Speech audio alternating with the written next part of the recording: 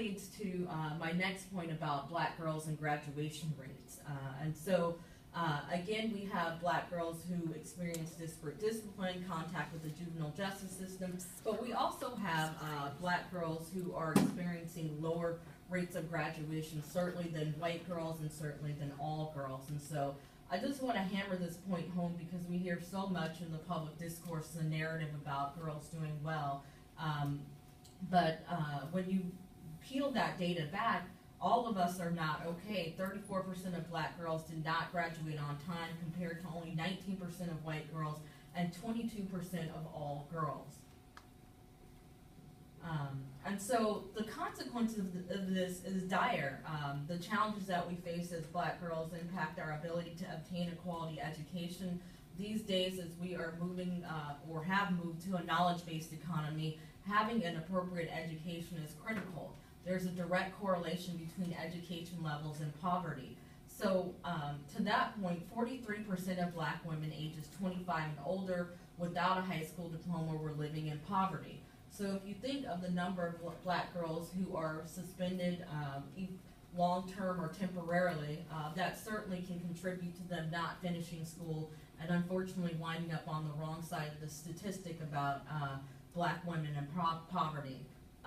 And so we can see that helping to improve the likelihood that black girls will graduate will decrease the likelihood of black girls being in poverty or black women being in poverty as we get older, as only 29% of black women with a high school diploma are considered in poverty and 9% with a bachelor's degree or higher. So it's really important when thinking about the economic consequences of all of this. And so where do we go from here? So I'm going to leave you with 4 or 5 different suggested solutions. Number one, again, there has to be more robust data collection. We need to collect and analyze data along the lines of race, gender, and I would even suggest along the lines of color. So sometimes I get pushback for saying this, but I think in order to take a holistic look at the problem, we do need to understand both the extra-racial challenges and the intra-racial challenges that black girls receive. So disaggregating the data is imperative, and so one way we can do that is, although this may be difficult given our current administration, is we really need to push the Office for Civil Rights to change the framework in which they collect data, that we make an effort to make sure that gender, race, and even color are part of the solution. Even on the local level, I think maybe there's an even greater chance of that, working with your individual school or school system to advocate for disaggregating data, making sure, suggesting forms that they can use when they are to measure school discipline so that we get this data. Again, I think this was already said as well, we need better training to learn to recognize the signs of trauma that may underlie what are perceived as defiant or disrespectful behavior. And so we can also help by making sure that part of our training is helping black girls to deal with the social and emotional issues related to responding to conflict. And importantly, we need to teach implicit bias training for teachers.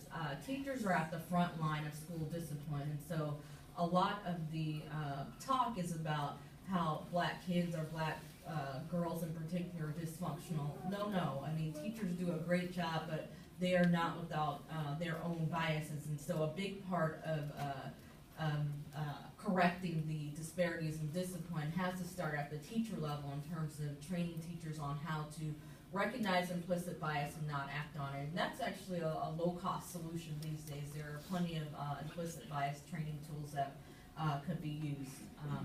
The other thing is that it's really important that when we think about disciplining, that we rely on positive behavioral intervention, restorative practices as an alternative to punitive discipline practices. I think as Jordan said, calling the SRO when a girl puts her head down, trying to figure out what is going on and to help in a positive way to address the issues rather than automatically resorting to harsh exclusionary discipline. Student conduct codes. So one of the things that would help would also